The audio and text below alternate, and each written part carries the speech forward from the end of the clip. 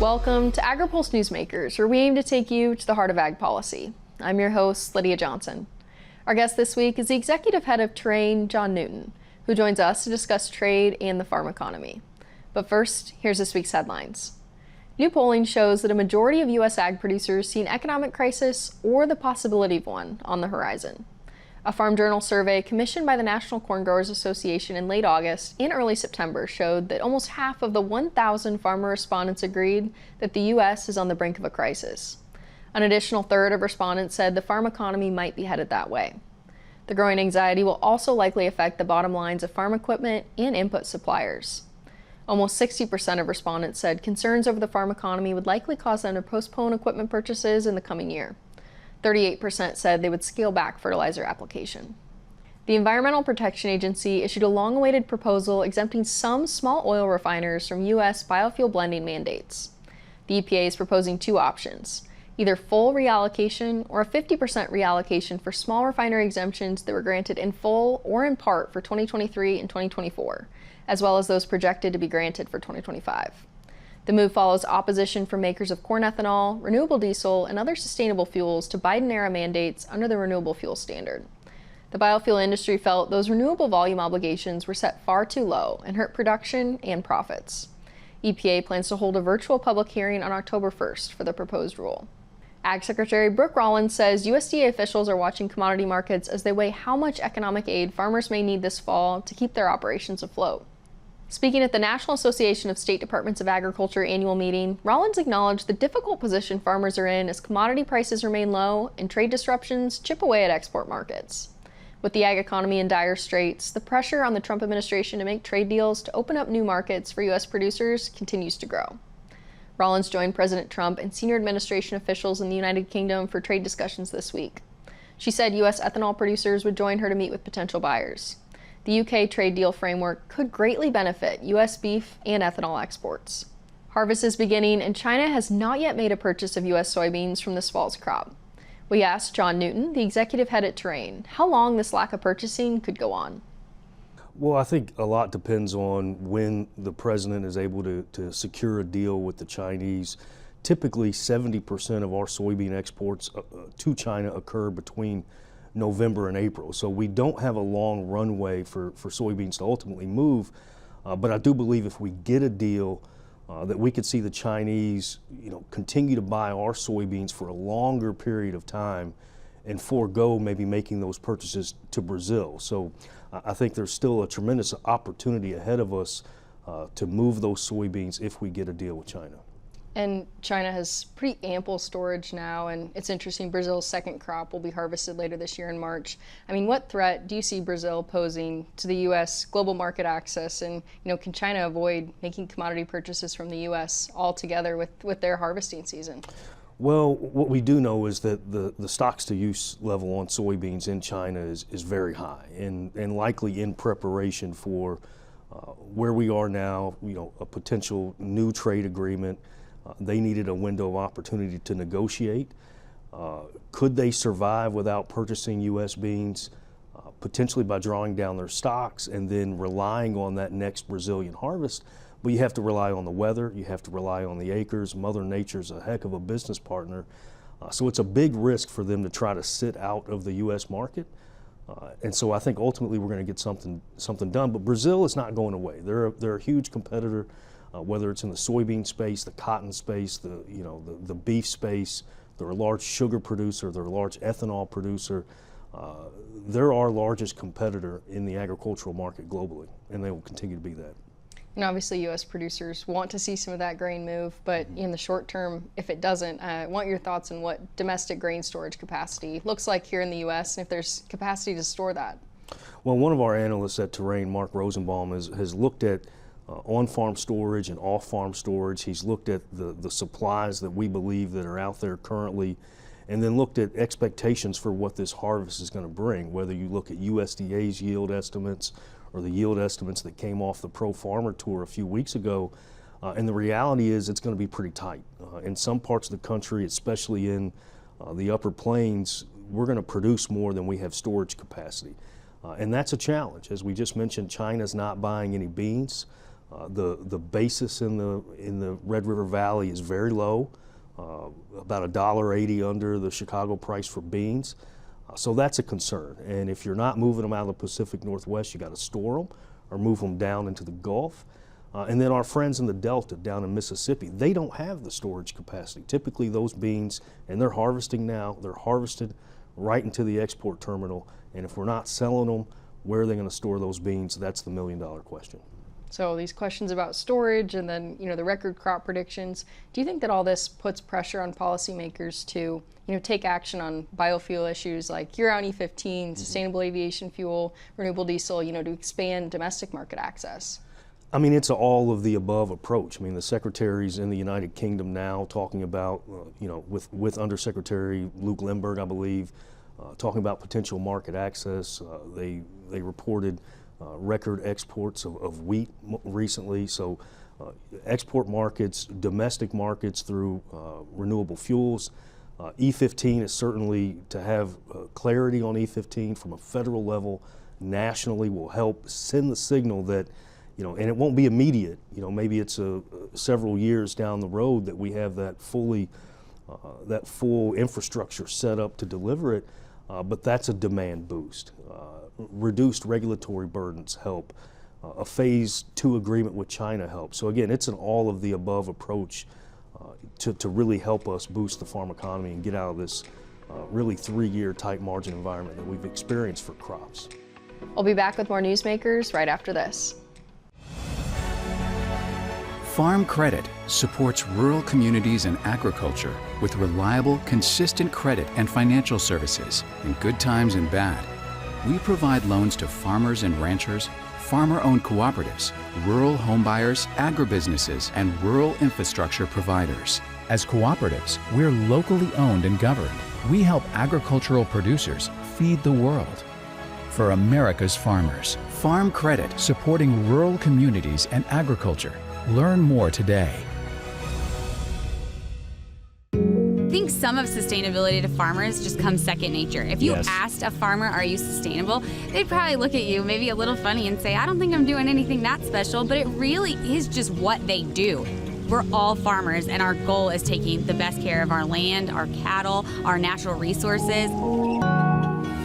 This is my sustainability story.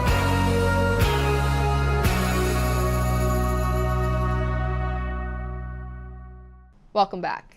Ag Committee leaders have been in support of Farm Aid this fall, and Ag Secretary Brooke Rollins said she'll be watching commodity markets to weigh how much assistance farmers will need. We asked John Newton, the executive head at Terrain, how much emergency financial assistance farmers could need. That one's probably a little bit above my pay grade, but you look at what's been done so far through the American Relief Act, $31 billion in economic support and support for catastrophic natural disasters. Last I looked, about $13 or $14 billion had gone out the door. $66 billion in the One Big Beautiful Bill Act. Importantly, a lot of that, for the crop that's in the ground and getting ready to be harvested, that support won't come until October of 2026. So there is a window there where the support that's been authorized by Congress is not going to hit the farm, and farmers are going to go out and plant a new crop before that support ultimately arrives, and crop insurance is enhanced, but I'll leave it to congressional leaders, the Secretary, and the White House to determine how much and what type of support may be needed.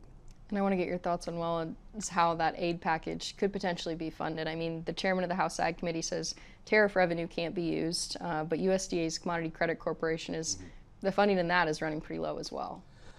Well, I think, spending years on Capitol Hill working for Senator Bozeman and knowing that if there's a will, there's a way, right? Working with leadership, working with the appropriators, working with Senator Hoeven, if Congress wants to do something, if the White House wants to do something, they'll look and see what tools they have in the toolbox and ultimately deliver for agriculture. I want to get your thoughts as well. The Fed this week cut interest rates a little bit. I'm curious, how will that affect, finally, how will that affect farmers and ranchers as we look ahead? Because that provides some relief for them. Well, so I think it's twofold, really, and I think you saw a 25 basis point cut this week. Expectations are we could see 2 more of those. And that should provide, some lower interest rates, certainly. The challenge is if you're trying to restructure debt and where the treasuries are today, the 10-year treasury, the 2-year treasury, the 3-month treasury. Right now they're all huddled together really tightly, as if you're in a football huddle.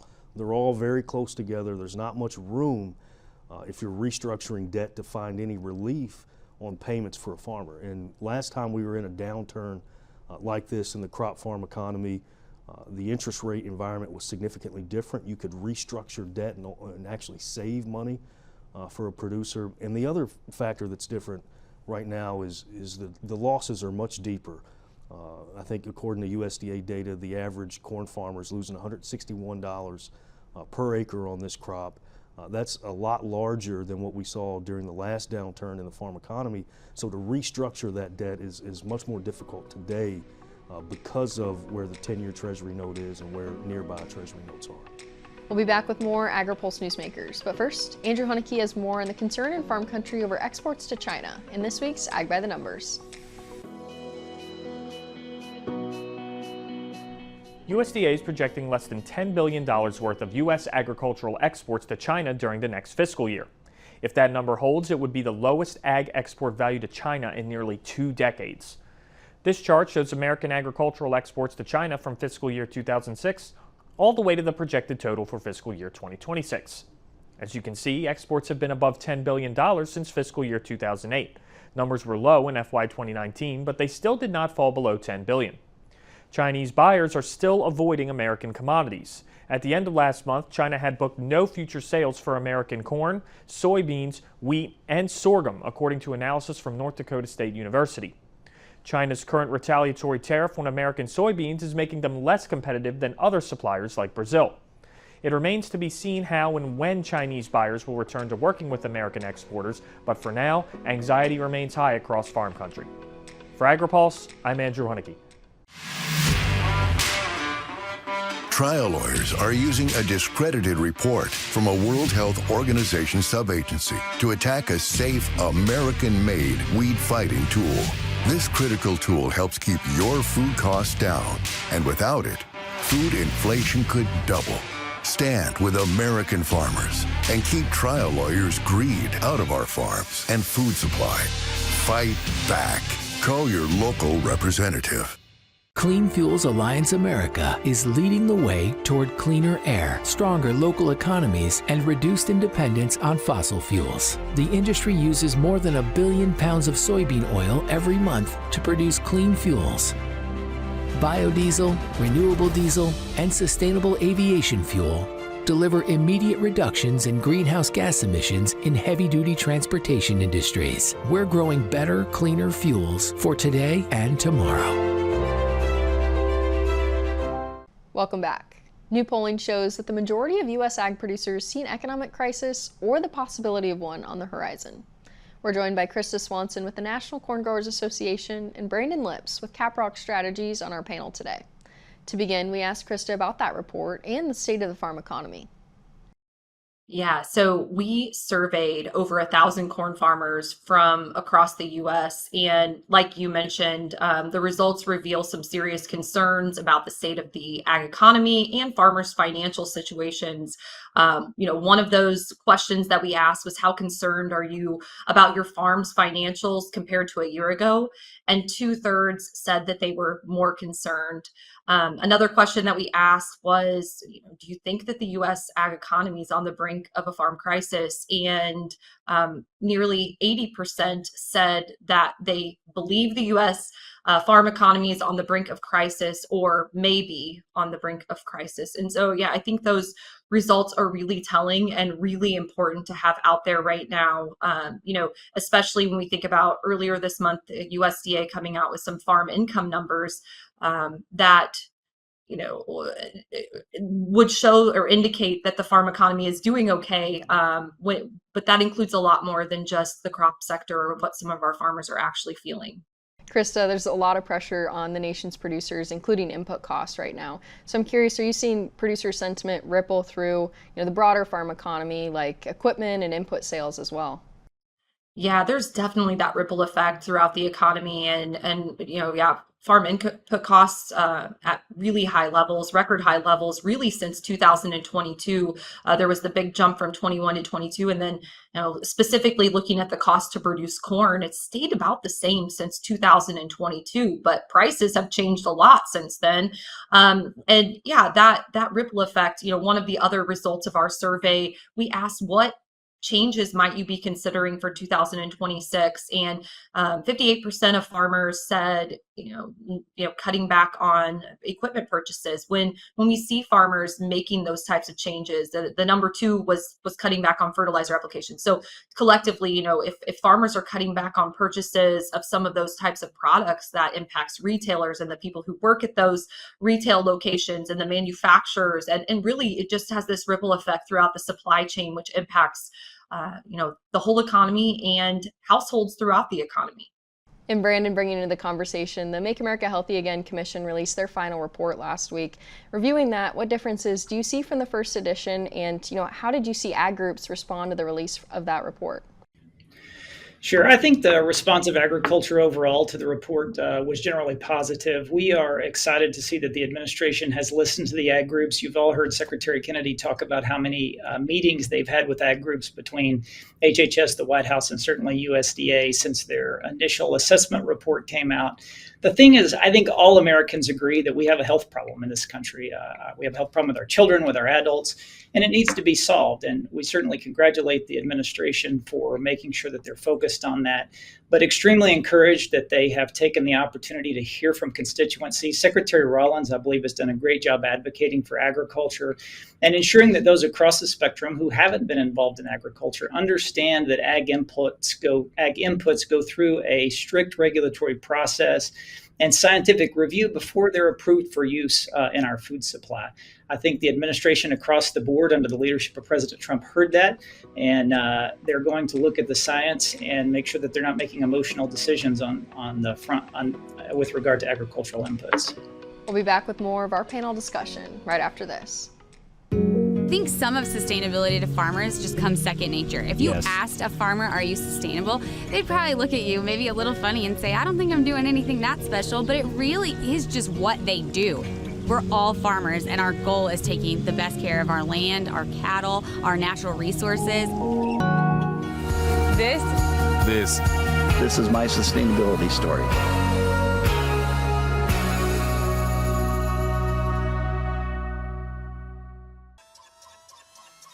Regenerative poultry production is a process by which nature can actually recapture and restore the energy that is being taken out of a space. Farm Credit helped Rahi build his dream of regenerative poultry farming and encouraging fellow immigrants to find community in agriculture.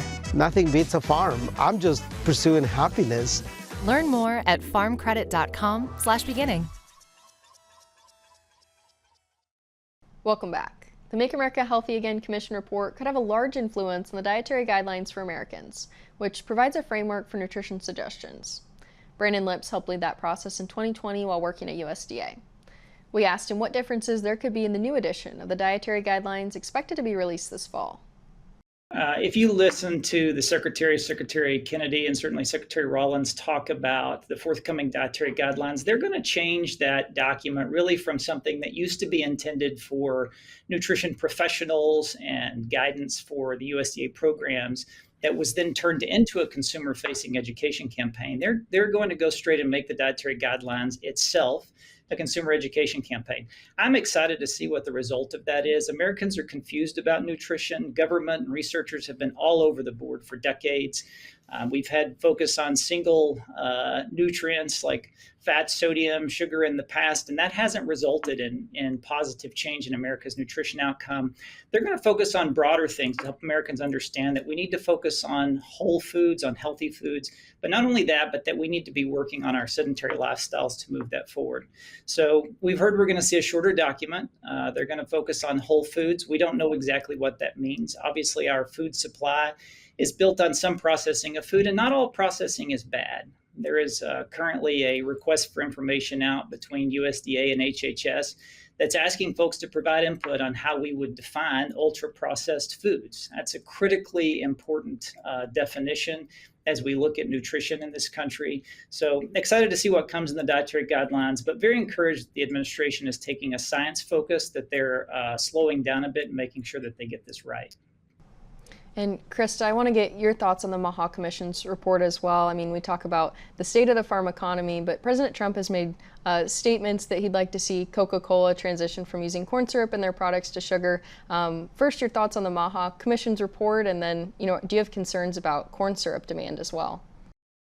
Yeah, so I mean, I think we were very concerned with the initial MAHA Commission report out in May. Really, really from the perspective, like also we care about the science, and we wanted to see a science-based approach. And some of what was in that first report was not science-based, especially when it came to pesticides, which are really important to corn growers and used across nearly all corn acres in the United States. So that was something that we worked really hard to communicate with the administration and some of the agencies engaged in this. And so we were pleased with the latest report that didn't took a more science-based approach and didn't address some of the unfounded pesticide attacks that were in the first one. So pleased to see that. As far as the high fructose corn syrup goes, right now in the situation we're in, where we're looking at a 16.8 billion bushel corn crop, we certainly don't want to see any threats to any demand segments out there. And so, that is, uses about 400 million bushels of corn a year. So it's a relatively small piece of our demand picture. But again, all pieces of demand are important to us. And Brandon, as we wrap up here, analyzing the findings from the MAHA report and looking ahead to the DJAs, what changes do you anticipate to crop demand and participation in assistance programs like SNAP and WIC, that these reports could change demand in the future? In the past, certainly the dietary guidelines are used to set purchasing restrictions for government feeding programs, from school lunch to SNAP, which spends $150 billion a year. There's a big focus on that. They're now talking about how that might affect the VA and certainly food purchasing for our military program. So just from the government perspective, it can cause a huge impact on purchasing across crops. But also, as they're looking to make the dietary guidelines more consumer focused, if consumers actually listen to the government for the first time, certainly with the platform that this administration has, we could see huge shift in purchasing with regard to what agricultural products are turned into nutritious food. We'll be right back with more Agri-Pulse Newsmakers. But first, Andrew Haneke looks at the improving state of global food security in this week's Map It Out. USDA's most recent global food assessment report shows food security is improving and could improve significantly by 2035. This map shows the percentage change in global food security in countries that participated in the department's global food assessment from last year to this year. Food security is expected to improve this year in all countries marked in blue. The countries marked in green are expected to have lower food security this year. Every country involved in this assessment is classified as either a lower or middle income country. ERS estimates 13.5% of the population in these countries will be food insecure, which is more than 26% less than last year. Looking ahead, ERS predicts food insecurity to keep decreasing over the next decade. They believe that by 2035, nearly 45% fewer people globally will be food insecure compared to today. For Agri-Pulse, I'm Andrew Haneke. Trial lawyers are using a discredited report from a World Health Organization subagency to attack a safe, American-made weed-fighting tool. This critical tool helps keep your food costs down, and without it, food inflation could double. Stand with American farmers and keep trial lawyers' greed out of our farms and food supply. Fight back. Call your local representative. Clean Fuels Alliance America is leading the way toward cleaner air, stronger local economies, and reduced dependence on fossil fuels. The industry uses more than 1 billion pounds of soybean oil every month to produce clean fuels.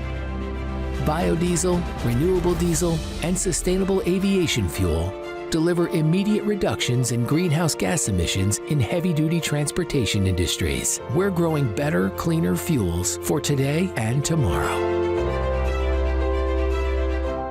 Thanks for joining us for another episode of Agri-Pulse Newsmakers. Next week, both the House and Senate are out of session. We'll bring you a special edition of the show from the Women in Agribusiness Summit in Orlando. And there's still time to register for the Kansas City Ag Outlook Forum. You won't want to miss conversations with Ag Secretary Brooke Rollins, USDA Chief Economist Seth Meyer, and other ag leaders on September 25th. Tune in next week and check our website anytime for the latest developments in all things food, farm, and fuel policy. For Agri-Pulse, I'm Lydia Johnson. Thanks for watching.